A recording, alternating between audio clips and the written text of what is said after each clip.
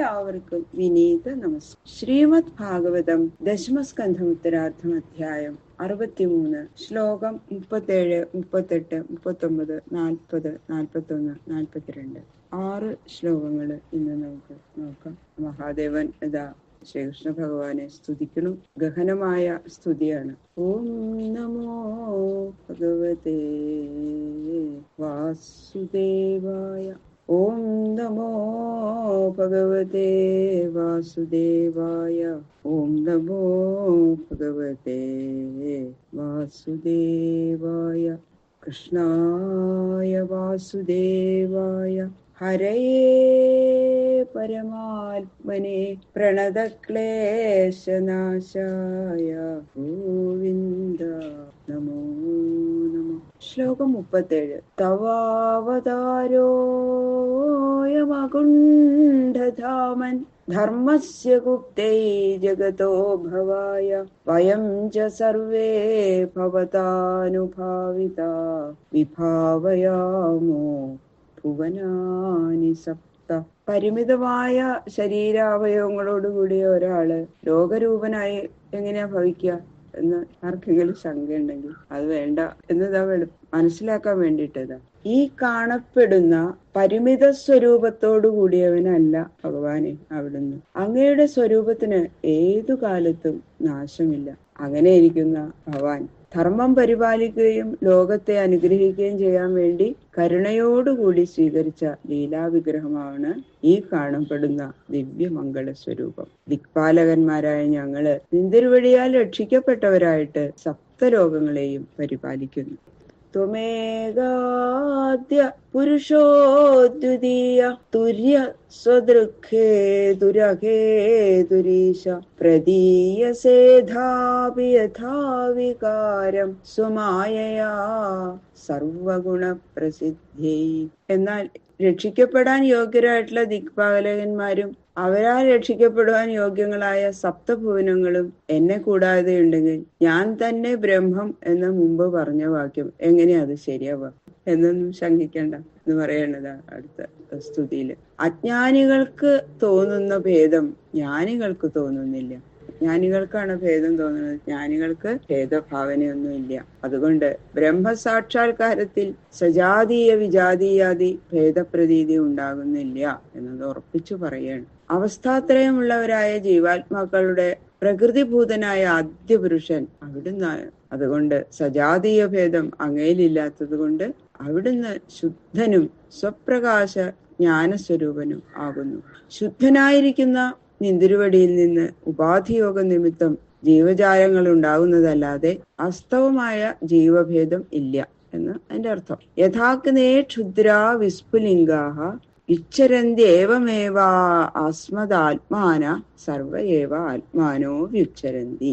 ഇത് എന്ന് ശ്രുതിയിൽ പറഞ്ഞിട്ടുണ്ട്. അതായത് ശുദ്ധമായ അഗ്നിയിൽ നിന്ന് കാഷ്ഠാദി സംയോഗ നിമിത്തം ചെറിയ തീപ്പൊരികൾ പുറപ്പെടുന്നത് പോലെ ആത്മാവിൽ നിന്ന് സകല ജീവജാലങ്ങളും പുറപ്പെടുന്നു എന്നുള്ള ശ്രുതിവാക്യം നേരത്തെ പറഞ്ഞ ആ തത്വത്തെ ബലപ്പെടുത്തണം. അതുകൊണ്ട് വസ്തുഭേദം വാസ്തവത്തിൽ ഇല്ലാത്തതിനാൽ വിജാതീയ ഭേദവും ഇല്ല. എന്തുകൊണ്ടെന്നാൽ നിന്തിരുവടി എല്ലാറ്റിനും ഹേതുവാകുന്നു. നിമിത്ത കാരണമായും ഉപാദാന കാരണമായും ഇരിക്കുന്നവനാകയാൽ ഈശ്വരനും ആകുന്നു. എങ്കിലും സർവ വിഷയങ്ങളുടെയും പ്രകാശത്തിനു വേണ്ടി പ്രതിശരീരം ഭിന്നൻ എന്ന പോലെ കാണപ്പെടുന്നു. അതുകൊണ്ട് പാല്യ പാലക ഭേദപ്രതീതി അജ്ഞാനദശയിൽ മാത്രമേ ഉള്ളൂ. പരമാർത്ഥ ദശയില് സർവവുമായി വിളങ്ങുന്നത് നിന്തിരുവടി ഏകൻ മാത്രമാകയാൽ അങ്ങേ കൂടാതെ അണുമാത്രവും ഇല്ല എന്നത് ശാസ്ത്ര അനുഭവ യുക്തികളാൽ സിദ്ധമായിരിക്കുന്നു. യഥൈവ സൂര്യപിഹിത ഛായയാ സ്വയാ ഛായാം ച രൂപാണി ച സഞ്ജഗാസ്തി ഏവം ഗുണേനാപിഹിതോ ഗുണാംസ്ത്വം ആത്മപ്രദീപോ ഗുണിനശ്ച ഭൂമൻ.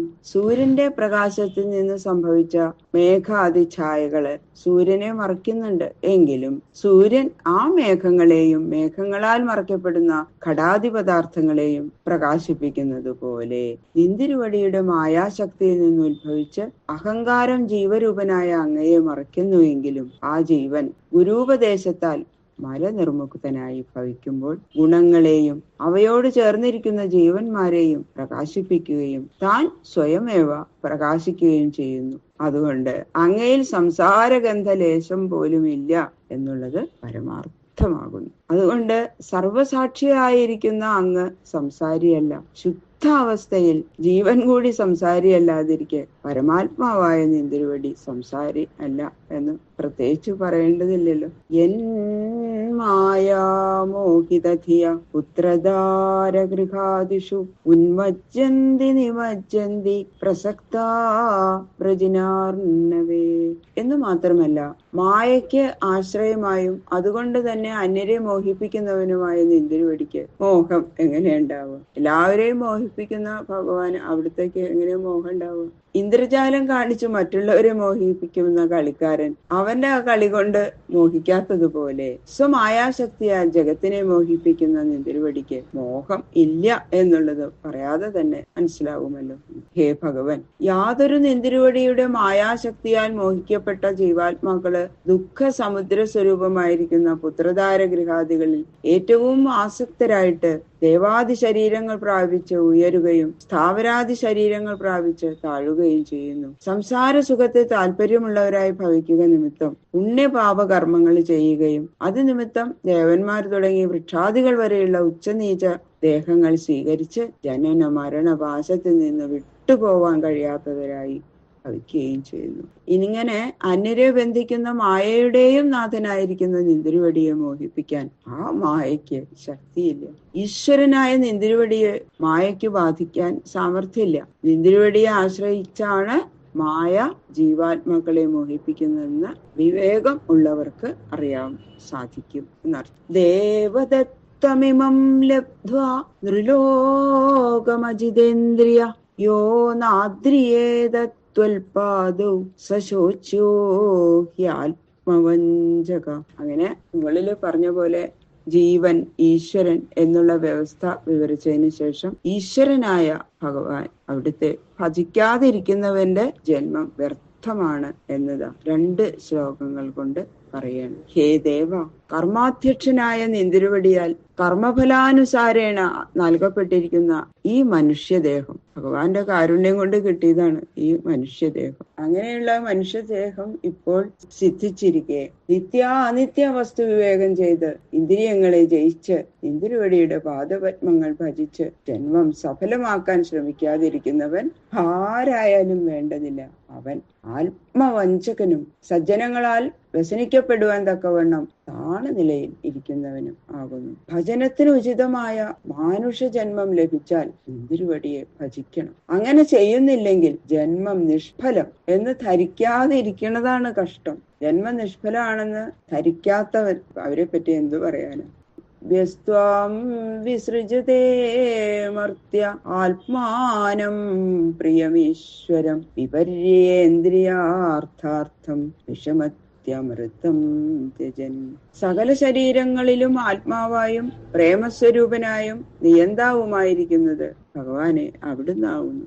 അങ്ങ് സച്ചിദാനന്ദ സ്വരൂപനാകുന്നു. ഇന്ദ്രിയങ്ങൾ അനൃത ജഡ ദുഃഖരൂപങ്ങളാകുന്നു. ഇങ്ങനെയെല്ലാം ഇരിക്കുന്ന ഇന്ദ്രിയങ്ങളെ തൃപ്തിപ്പെടുത്താൻ വേണ്ടി പുത്രധാര ഗൃഹാദികളെ സ്നേഹിക്കുകയും അങ്ങയെ ഉപേക്ഷിക്കുകയും ചെയ്യുന്നവൻ അമൃതം ഉപേക്ഷിച്ച് വിഷം ഭക്ഷിക്കുന്നവന് സദൃശനാണ്. അതുകൊണ്ട് അവൻ ദുഃഖിക്കേണ്ടവൻ തന്നെ. ഇത്രയും മഹത്തായ വിശേഷപ്പെട്ട മനുഷ്യജന്മം, എത്രയോ ജന്മങ്ങൾ എടുത്തതിന് ശേഷമാണ് മനുഷ്യജന്മം കിട്ടുന്നത്. അങ്ങനെ ഒരു മനുഷ്യജന്മം സിദ്ധിച്ചിട്ട് ഈശ്വരനെ ഭജിക്കാതെ ജീവിക്കുന്നവൻ ശോചിക്കപ്പെടേണ്ടവൻ തന്നെ. ബാക്കിയുള്ള ശ്ലോകങ്ങള് നാളെ നോക്കാം. സർവത്ര ഗോവിന്ദ നാമ സങ്കീർത്തനം. ഗോവിന്ദ ഗോവിന്ദ ഗോവിന്ദ.